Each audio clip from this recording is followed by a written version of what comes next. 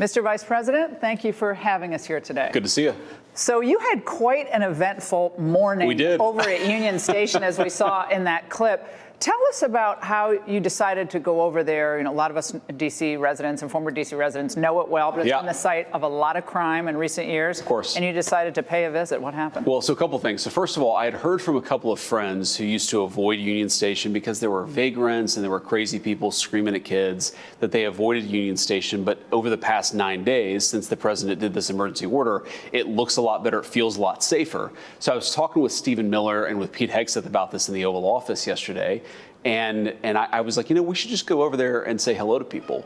And you've got a lot of National Guardsmen over there, some D.C. cops who have been heckled by some of the protesters.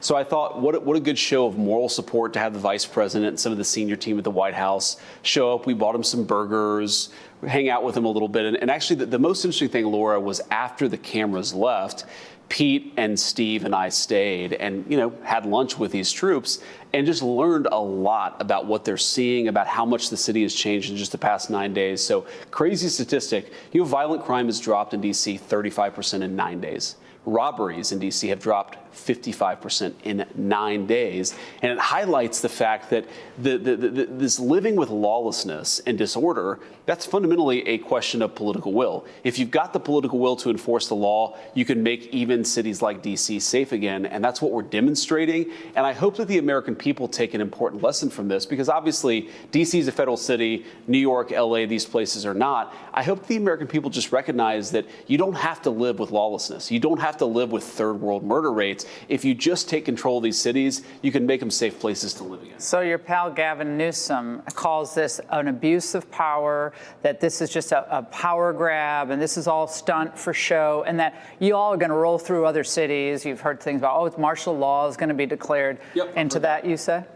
Well, first of all, how is it a power grab or how is it a stunt when we've already declined murders by 35% in 9 days? How many people are living and breathing today because Donald Trump had the willpower to say, you know what, we're sick of D.C. being a home to lawlessness. We're going to bring some public order back to the nation's capital. So what I would say to Gavin Newsom or to anybody else in some of these big blue states or big blue cities is you can have law and order, you can have common decency, you can have public spaces that young families can go to again. Tell you a story, Laura. A couple of years ago, the last time I was in Union Station, I took my little kids there to get lunch, and they were being screamed at by homeless people, not compassionate to the homeless people to let them just fester when they clearly have mental health problems, not compassionate to young families to not be able to go into one of America's great public spaces without being screamed at by a person clearly suffering Why are from a Democrats mental doing illness. this? I don't know. Why is this a political know. strategy for Laura, them? I have thought about this so often and so many times. I don't know why Democrats seem to love public disorder and chaos almost as a political ideology. And I think that part of what's going on is Democrats have gotten so divorced from the communities that they allegedly serve that they don't realize the gross majority of residents in D.C., they want to walk through Union Station and just have a bite to eat or enjoy the space with their families. They don't realize that so many people have been absolutely terrorized by Democrat crime policies. And so maybe they just don't make the connection between what Gavin Newsom says and the fact that places like D.C. or Los Angeles have some of the highest murder rates in the world. And the D.C. police are being investigated for potentially manipulating their crime data. I've heard this from other police forces across the country. Great cops, beat cops in places like Chicago have said, some of the crimes are reclassified to make a burglary something that's more of a disturbance, and that kind of stuff happens. But is this a federal issue at this point, if this is a manipulation of data and if it's widespread? Well, it's certainly something that's being investigated, and I hope that we'll uncover what's going on. But even aside from any manipulation of data, when you have 911 wait times that are so long, a lot of crime doesn't even get reported. And we heard this all the time. People would say, well, my home's being robbed. I'm not even going to call the police because it's going to be 45 minutes before they show up. And that's not an indictment of the beat cop, by the way. They're so overwhelmed by how much violent crime there is that they're unable to actually bring public safety to these communities. So what we're doing is just changing the balance a little bit. We're putting more good guys on the streets, and we're taking more bad guys off the streets. And we think that's the sort of thing that's going to bring public safety back to D.C. Again, it's already working in a very big way. Now, on to Ukraine. Your February meeting with Zelensky and the president, that was quite something to behold. It was good TV. How did you all break the ice this time?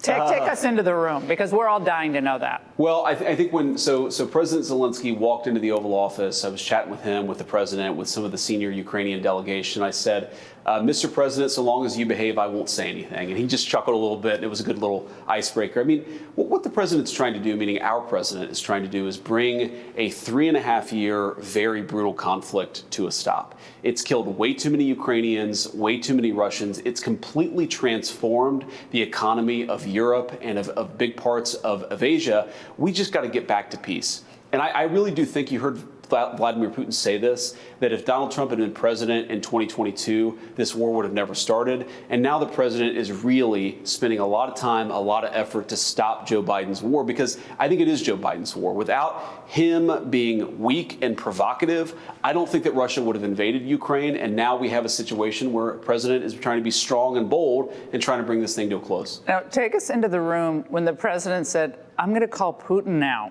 And you got the Western leaders, they've all come to Washington. Now, what was their facial expression at that point? Did they anticipate that this was going to happen? Because it was, 8 hours ahead, Moscow time? Yeah, it was like 1 a.m. Moscow time, and they had no anticipation. So we're actually in the east wing of the White House, and the president says, we've had a pretty good meeting. I'm going to go call Vladimir Putin and see what he says about it. And everybody's like, oh, you're going to call him next week? And he's like, no, what time is it in Moscow? Let's call him right now. And I think one of the things I've realized about President Trump's leadership is he cuts through the BS of some of these diplomatic protocols and just says, I'm going to get things done. If I want to talk to somebody, I'm going to talk to somebody. You had a lot of the Europeans who were saying, no, there needs to be proper, vetting, and the teams have to prepare the phone call and blah, blah, blah, blah, blah. And the president was like, no. I want to talk to the guy. I'm going to talk to the guy. And I think that kind of no holds barred, no BS diplomacy is part of the reason why we've made the progress we have. And we've made a lot of progress, Laura. Look, who knows what's going to happen? The president tells me this all the time. You can never say with certainty what the outcome in this situation is going to be. But we now have the Russians talking to the Ukrainians. They're talking details about what would be necessary on each side to stop the fighting and stop the killing. We've made more progress in 3 months than the country had made in 3 years in stopping this conflict. And I think it's because sometimes you just need a president who will pick up the phone and call somebody. When Vladimir Putin meets with Volodymyr Zelensky, can we assume that all the big details will have been discussed and generally agreed upon, namely the security agreement and land swap? It's a good question. I think that if you go through the bureaucratic process, then the answer is yes. But I think the president's preference and my preference would be, let's have them meet regardless. You don't have to figure out every issue. And sometimes leaders sitting down face to face can break the logjam that their teams don't necessarily have the ability to do. There really are 2 big questions lingering out there. And in some ways it's very simple, but in some ways it's very complicated. Number 1 is Ukraine wants to know that it's not going to get invaded again by Russia. It wants to know that it's got territorial integrity long into the future. The Russians want certain pieces of territory, most of which they've occupied, but some of which they haven't. So that is really where the meat of the negotiation is. The Ukrainians want security guarantees. The Russians want a certain amount of territory. Again, we finally got the details. We're working on them, but we haven't figured everything out. And I don't think that we should force, we shouldn't say that they can't sit down until you've figured out every little detail. Sometimes them sitting down is what facilitates figuring out those details. You have been so strong on the idea of Europe paying for Europe's defense. Sure. And I think a lot of Americans don't understand that the EU GDP last year was about $19.18 trillion, if I'm right, give or take. And the UK's is about $2.9 trillion. Sure. Ours is $29.8 trillion, right? You know the numbers better than I do. You should be Treasury Secretary. Sorry, Scott, I got your job. Now, but so this is a lot of money. Europe has the money to defend itself. So the security agreement, my question to you is, why should America carry the lion's share of the burden from now until Lord knows when for Europe when Europe has the money to defend itself? Well, I don't think we should carry the burden here. I think that we should be helpful if it's necessary to stop the war and to stop the killing. But I think that we should expect, and the president certainly expects, Europe to play the leading role here. And what he said very clearly is, look, the United States is open to having the conversation, but we're not going to make commitments until we figure out what's going to be necessary to stop the war in the first place. And I think that it's, the president is very good. He never takes anything off the table. He never puts anything fully on the table because he doesn't want to give away his leverage. And this is the private conversation that we're all going to have about what's necessary to stop the war. But no matter what happens, no matter what form this takes, the Europeans are going to have to take the lion's share of the burden. It's their continent, it's their security, and the president's been very clear they're going to have to step up here. What's it like meeting Putin? Just what was he like, just one-on-one? So I've actually never met Putin. The president did that meeting. I've talked to him on the phone a number of times.